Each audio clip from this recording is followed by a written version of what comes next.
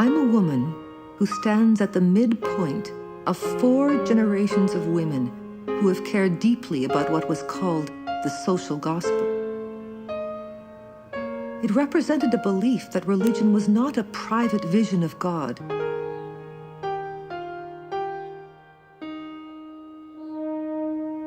but a message about responsibility and concern for others. We seek a community, a nation, a world where life is fair for everyone, where children are fed and treasured, where there is safety and clean air and no war. Virginia Woolf said in a writer's diary that she was inspired by what she called reality. If I could catch the feeling, I would, she said. The feeling of singing of the real world, the sense that comes to me of being bound on an adventure. That is the reality. Life is an adventure. I can testify to that with every fiber of my 88-year-old self. The adventure has to do with love, but also, most poignantly, with the search for truth. When you have truth, you have meaning. And when you have meaning, you have it all.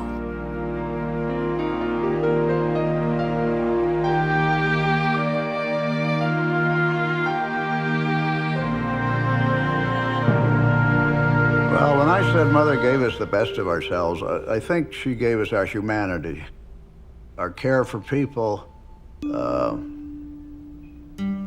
probably by example, respect for ourselves. She helped build our self-esteem. As I traveled with her as a child or a young woman, she would introduce me to a politic, to an art form, to an expression of one thing or another, and it was like tasting bits of her world. Well, if you were here, I'd go give her a big hug, sort of a tender hug, just put my arms around her, but you just touch her,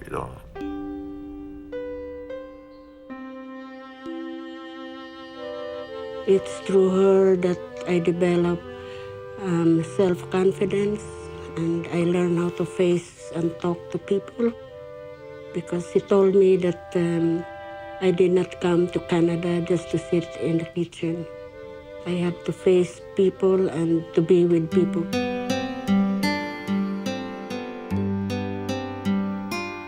She was an unusual woman. And I do think it's the combination of pain and opportunity and intrinsic character.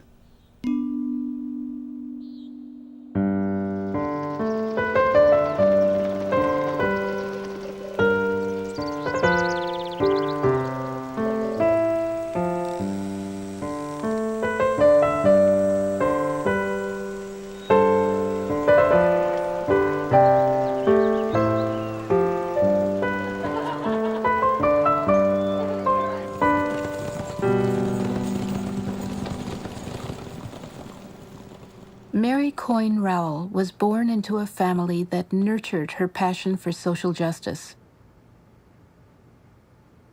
Her parents, Nell Langford and Newton Rowell, were a devoted and influential Methodist couple. The conditions that they saw around them shaped their social and political values. They cared deeply and actively about the world of which they were a part. At the same time, they were committed to the voice and the future of their country. Well, I don't think that either Newton or Nell were what you'd call revolutionaries, but they certainly were reformers. My interest in international affairs came naturally due to the activities of my parents. My mother was president of the Canadian YWCA and their representative to the World Organization, and I attended world conferences with her. These dealt with the conditions facing immigrant women and women factory workers. My father was in the national government as Minister of Health and President of the Privy Council during the First World War. He was a Canadian representative at the first meeting of the League of Nations and early president of the Canadian Institute of International Affairs. She grew up in a formal household where the dining room table conversation was of international affairs and affairs of state in Canada and political talk and all this kind of stuff.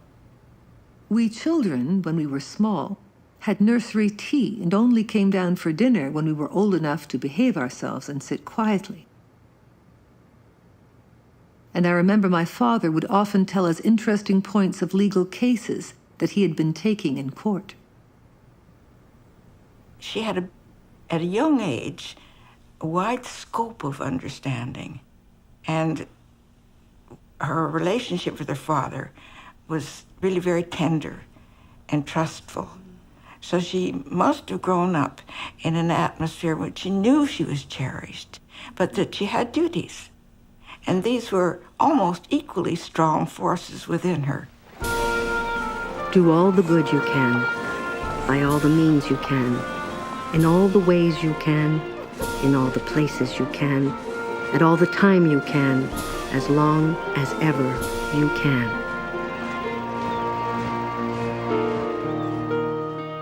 The Methodist Creed was more than a call to duty. It was a call to action in every part of life for all of one's life. Mary's grandmother wrote this letter to her teenage granddaughter. I am thinking lately about our grandchildren. I do so covet one or more for the Mission Guild. The need is so great, and the Lord, who has given such advantages to you all, wants laborers who will answer the call, saying, "Here am I, send me." Her grandmother's call resounded in a world swept up in the torrents of change. The missionary movement and colonialism continued to transform Asia and Africa. The First World War was raging in Europe. Women were fighting for the right to vote. The Bolshevik uprising engaged millions of people in the excitement and the upheaval of revolution. As Mary grew and developed, she was aware that she must find a place for herself in this world of change. In fact, these issues were to define her choices and her activities throughout her life.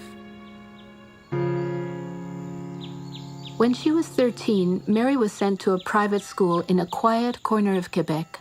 Her parents expected her to learn French to honor Canada's two cultures. 40 years on, when afar and asunder parted are those who are singing today. When you look back and forgetfully wonder what you were like in your work and your play. Visions of girlhood shall float then before you. Echoes of dreamland shall bear them along. Fight for the fearless and aims for the eager. 20 and 30 and 40 years on. Mary's lifelong joy in female friendships bloomed here. The friends she made at school would later sustain her through her darkest hours. Oh, the great days in the distance enchanted, days of fresh air in the snow and the sun. How we rejoiced as we struggled and panted, proud to the last of our school honors run. Follow up till the field ring again and again with a shout of the victory won. Even though Mary was far from home, spreading her wings perhaps for the first time, her mother reached out, reminding her daughter of her obligations and responsibilities. My dear Mary, the fact that you were head girl, I feel it is a real honor. I know you will realize it is also a responsibility.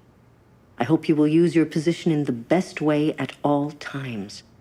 In so many little ways, you can help build up the best in your school and strengthen girls in taking the highest stand. the pressure to meet her family's loving expectations suddenly became even more urgent and intense. Mother's favorite sibling, Lanky, her elder brother, he died of a sports injury at Victoria College, and that was a great loss for her. And Lanky was the sort of the pride and joy. Langford's death was a terrible blow to the whole family. I know that Rowell didn't talk much about it. Langford had been expected to go into law and then perhaps join the firm the father was in. The pictures of her with her brother Langford are tender and just so touching.